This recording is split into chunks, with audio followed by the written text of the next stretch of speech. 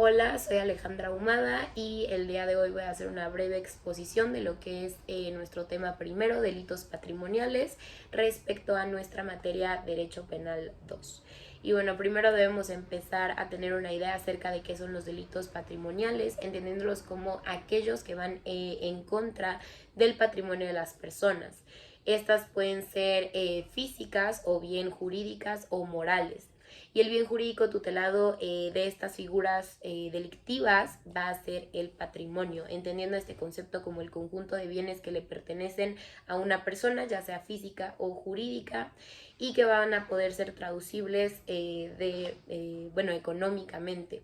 Y que a su vez dentro de esto vamos a encontrar derechos reales y derechos personales, entendiendo los derechos reales como aquella facultad que tiene una persona sobre las cosas y los derechos personales como aquella potestad o facultad que tiene una persona llamada acreedor de exigirle a otra llamada deudor el pago de ciertas prestaciones. Y bueno, de ahí empezamos con nuestro primer subtema, que es el robo simple, y veamos lo que son los antecedentes históricos. Recordando que en clase veíamos que esta es una de las primeras figuras delictivas que surgen y va casi aparejada con la humanidad, y cuando ésta empieza a llevar un estilo de vida sedentaria, ya que se tenía una mayor noción o mayor delimitación de lo que era la propiedad, es decir, de aquellas cosas que le pertenecían como la comida, las tierras, sus objetos o instrumentos de labranza y de defensa, etc. Después de ahí nos fuimos desplegando, yendo un poquito más específicos, empezando con Grecia, diciendo que aquí únicamente el robo se sancionaba si se era detenido en flagrancia, es decir, que fuera descubierto. Luego en Roma vamos a tener que el robo se consideraba o se categorizaba dentro de o como un delito privado. Así también se hablaba de la víctima y que ésta debía ser propietaria o poseedora del objeto material. Si hablábamos de propiedad, la íbamos a conocer como, el delito iba a ser robo, pero si hablábamos de posesión, el delito iba a ser despojo.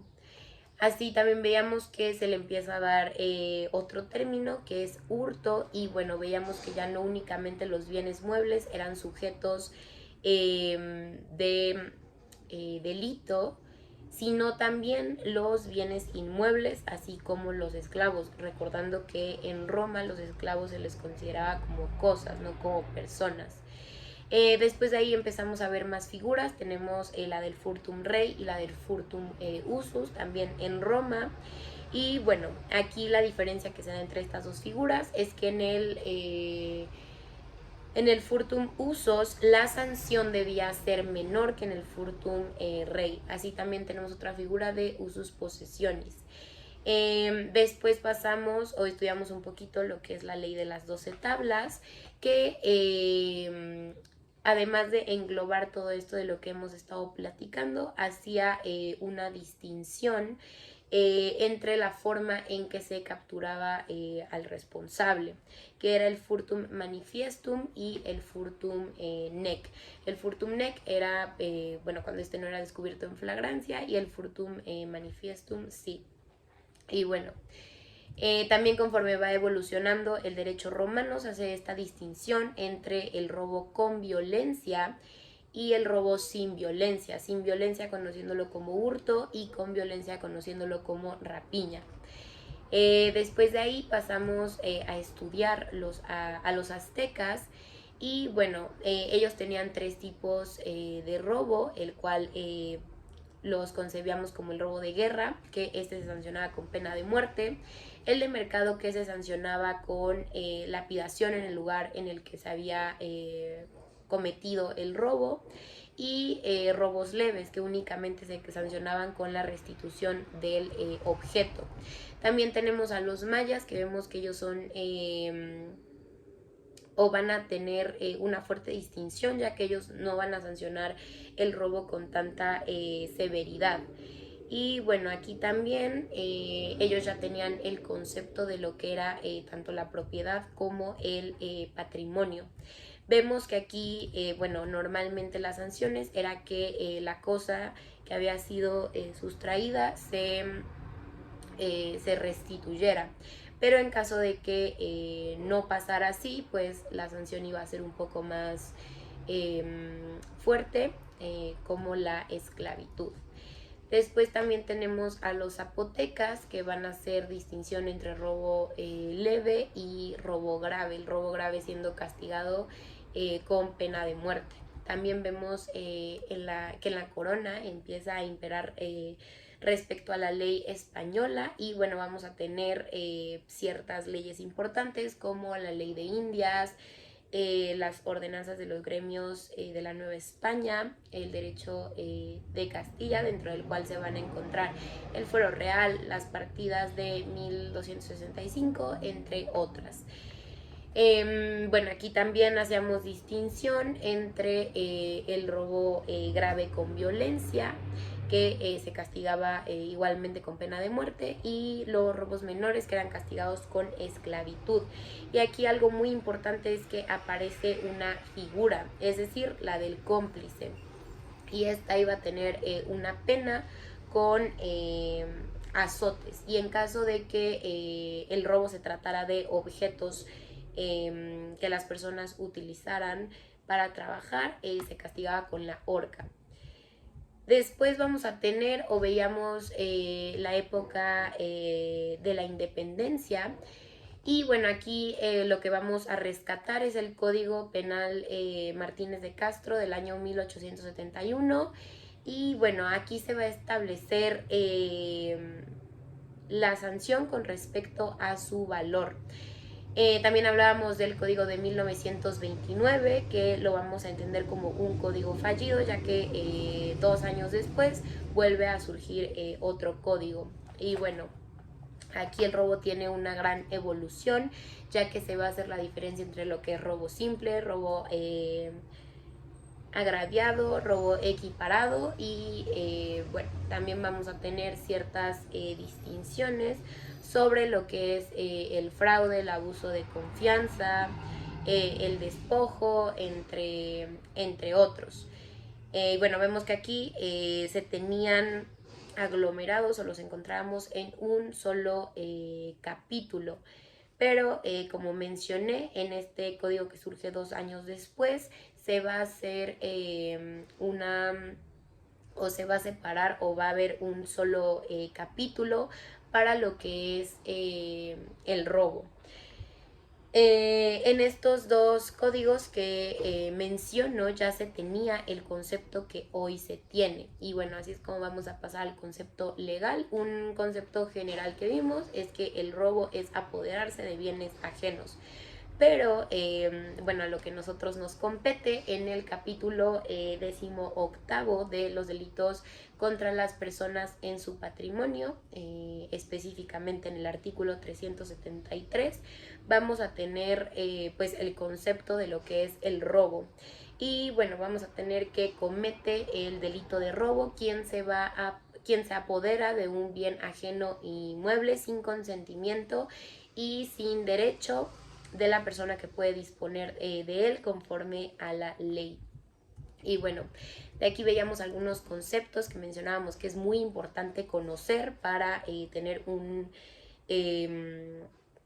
para poder desarrollar el tema pues con mucha más facilidad. El primero va a ser el apoderamiento, que lo vamos a entender como la apropiación de algo con el ánimo de conservarlo. Bien, u objeto, que lo veíamos como todo aquello que ocupa un lugar en el espacio. Ajeno, es decir, que no va a pertenecer a el sujeto activo, es decir, quien lo sustraiga, sino a quien se le ha quebrantado el bien jurídico tutelado, que en este caso es el patrimonio. Después vamos a tener mueble, que son estos bienes que pueden trasladarse de un lugar a otro, ya sea por sí mismos o por una fuerza exterior o fuerza de un tercero. Entendiendo que aquí también tenemos la clasificación de los semovientes. Bueno, vamos a seguir con lo que son los elementos del robo, empezando con el primero, que va a ser la conducta típica orientada al apoderamiento. Ya habiendo estudiado este término o este concepto, entendiendo como la apropiación de algo con el ánimo de conservar la cosa.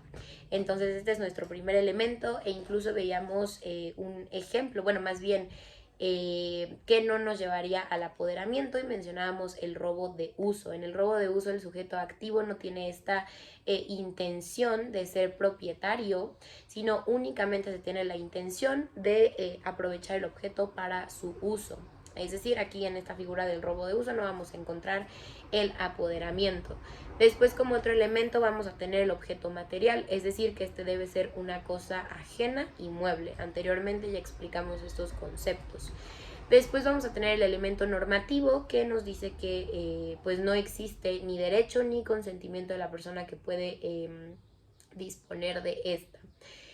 Después hablamos del elemento subjetivo, que es este ánimo de dominio y que va muy emparejado con el concepto del apoderamiento. Después del bien jurídico tutelado, que desde el principio de la exposición mencionábamos que es el patrimonio. La forma de realización esta es dolosa y la vamos a poder encontrar reglamentada en el artículo 13 del Código Penal de Puebla. Su forma de consumación, vamos a tener que esta puede ser instantánea. Por instantánea vamos a entender que se actualizan todos los elementos que van a constituir al delito y que este se va a agotar al momento. Pero también podemos encontrar que esta puede ser permanente o continuo y o continuada. Esto lo vamos a encontrar reglamentado en el artículo 17, 18 y 19 del Código Penal de Puebla. Así también mencionábamos que el sujeto activo no puede ser propietario del objeto material, claramente por esto que explicamos de que hay o se busca el apoderamiento. Entonces veíamos también que la sanción se va a aplicar respecto de dos cosas: el monto y el objeto, o el objeto que, bueno, próximamente vamos a explicar un poquito más, pero antes vamos a pasar a las teorías que tenemos del apoderamiento. Nosotros estudiamos 5. La primera es la aprehensión rei, que está, bueno, en nuestro derecho positivo, en nuestro derecho penal positivo, no vamos a encontrar esta figura, pero básicamente, bueno, también se le denomina como de ocupación. Y bueno, aquí vamos a tener que el delito queda perfeccionado al momento que el sujeto activo tomara o tocara este objeto ajeno y pues sí, este objeto que no le pertenece. Después vamos a tener la segunda teoría, que es la amocio, que es la que actualmente vamos a contemplar en el estado de Puebla, y también se le va a conocer como del traslado de la cosa. Es decir, aquí el delito se va a perfeccionar al momento en que la cosa sea removida de un lugar a otro. Esta figura la vamos a encontrar en el artículo 377 de nuestro Código Penal. Después vamos a tener la ablatio rei, que también la vamos a poder conocer como fuera del dominio del dueño. Y aquí vemos que no basta con disponer de la cosa o del objeto, sino que se ponga la cosa fuera de la esfera patrimonial de quien fuera propietario de dicha cosa. Actualmente mencionábamos que esto sería robo en grado de tentativa. Después vamos a tener la hilatio rei, que también se le conoce como poner las cosas en un lugar que el ladrón le ha destinado. Es decir, aquí el delito se va a perfeccionar cuando el responsable lleve dicha cosa a un lugar seguro. Y bueno, por último tenemos la locupletatio, que aquí la vamos a entender como que el sujeto activo tiene provecho del objeto. En esta teoría no únicamente basta con apropiarse de dicho objeto, de dicha cosa, sino de sacarle un provecho a dicho objeto.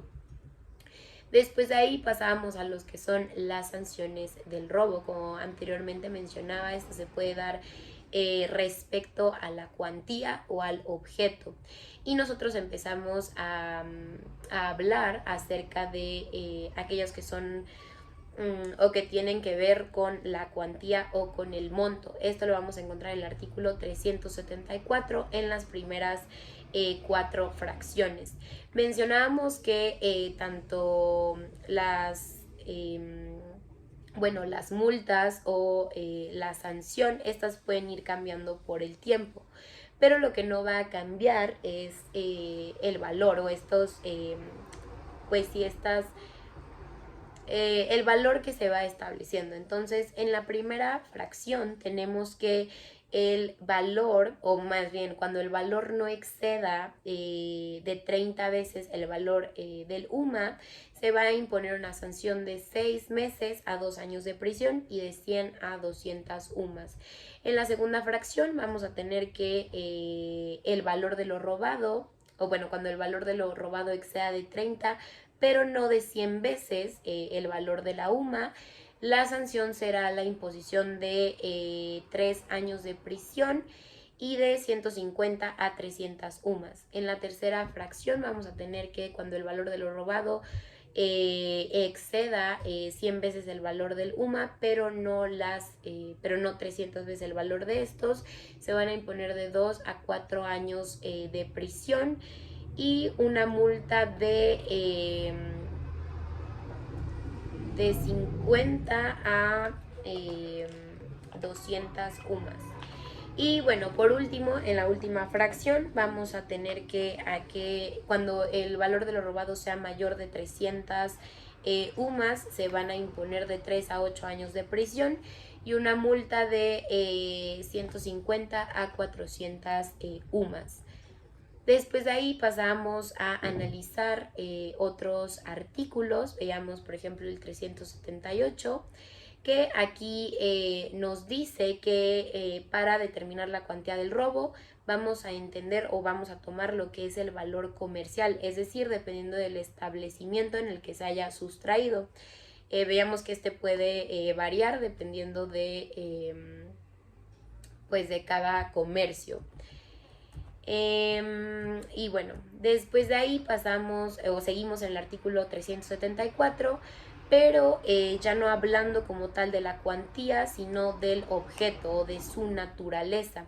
Y aquí empezamos con la fracción quinta, que nos habla que cuando el objeto de robo sea la sustracción o el apoderamiento de un objeto que sea usado para la prestación de algún servicio público, y teníamos algunos ejemplos como el drenaje sanitario, el drenaje pluvial, la energía eléctrica, el agua potable, telecomunicaciones, servicios de limpia, entre otras.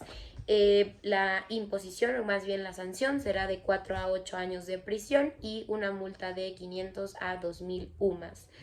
Después pasábamos a la fracción sexta, que aquí nos habla acerca de robos de vehículos motores, como van a ser motocicletas, automóviles, tractores, camiones, así también como remolques o semirremolques. Entendiendo o atendiendo al hecho de que por la naturaleza de estos van a ir aparejados forzosamente a un vehículo que sí tenga motor.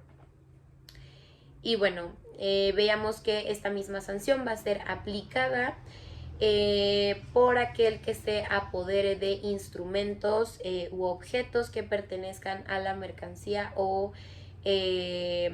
carga de un transporte ferroviario, público o privado. Después explicamos un poquito lo que es el sustitutivo de pena o conmutación, que este lo vamos a encontrar tanto en el artículo 100 como en el artículo 102. En el artículo 100 básicamente nos dice que los jueces y tribunales van a poder resolver acerca de las sanciones privativas de la libertad, o ya sea una multa o trabajo a favor de la comunidad. Y bueno, Vemos también el artículo 102, como ya había mencionado, que la multa que va a sustituir a la prisión se va a fijar respecto de ciertas reglas. Y vamos a tener dos fracciones en este artículo. De ahí pasamos a hacer la comparativa dentro del Código Penal Federal acerca de cómo se va a sancionar respecto al valor o al objeto, y aquí lo vamos a encontrar en el artículo 370. Y bueno, si aquí hay un cambio, tenemos tres acciones. El primero es cuando no exceda de 100 veces el valor del UMA. El segundo es cuando exceda de 100 veces pero no de 500. Y el tercero cuando exceda las 500 veces el valor del UMA. Y bueno, respecto a las diferencias que encontramos con el Código Penal de Puebla, vamos a tener que recordando en el Código de Puebla se toma el valor comercial. En cambio, en el Código Federal se va a tomar el valor intrínseco. Así también como en el código sí se contempla los códigos, en este código se contemplan los vehículos de motor, pero no el transporte ferroviario ni las motocicletas. Y bueno, también explicamos que para hacer esta distinción, si un delito está a cargo de la federación o de las entidades federativas, debemos observar el artículo 51 de la Ley Orgánica del Poder Judicial de la Federación, y también veamos que en el artículo 479 de la Ley General de Salud se nos da una tabla que es importante revisar. Después de ahí vamos a pasar a lo que es la consumación y la tentativa, entendiendo que la tentativa la vamos a poder clasificar en dos formas. La primera la vamos a conocer como el delito frustrado o la tentativa acabada, que es cuando todos los actos de ejecución son realizados, pero no se van a producir por causas independientes al sujeto activo, es decir, que van en contra de su voluntad. En cambio, la tentativa inacabada o delito inacabado, aquí se van a verificar todos los actos para que se produzca el resultado, pero por causas extrañas se puede omitir uno o algunos, y por ese elemento que falta no surge. Y bueno, ya por último, veamos lo que es la diferencia entre robo, asalto y atraco. Recordando que el robo, desde el principio de la exposición ya explicamos qué es, lo encontramos en el artículo 373. Y el asalto y el atraco van a tener características muy similares. El asalto lo vamos a encontrar en el artículo 294 y el atraco en el artículo 295. Y ya, únicamente decir unas diferencias para entender uno de otro. Los elementos tanto del asalto y el atraco, vemos que se hace el uso o debe forzosamente haber violencia. Esta puede ser física o puede ser moral. Aquí no se mide el grado de violencia, es decir, cualquier grado de violencia debe ir en contra de una persona. También se debe tener la intención de causar un mal. En el lugar sí hay una diferencia respecto del asalto y del atraco. En el asalto debe haber un paisaje despoblado, y en el atraco debe ser en una calle o en un suburbio. Aquí también veíamos que otra característica es que la víctima no va a poder ser auxiliada, es decir, queda en una situación de desamparo, ya que este se puede dar tanto por la distancia como por la hora. Veíamos que se sanciona o que un agravante puede ser que el delito sea cometido en la noche, entre otras. Aquí también el bien jurídico tutelado va a ser la paz, la seguridad y los derechos fundamentales. Su forma de realización va a ser dolosa, la forma de consumación es instantánea y ya. También mencionábamos algo muy importante, que es que el asalto o el atraco no puede ir con robo agravado si el agraviante es violencia. Y bueno, básicamente estas son las diferencias que podemos encontrar, y bueno, así entender un poco más todo el tema en su generalidad. Y bueno, hasta aquí termino el tema y espero que se haya entendido de la mejor manera.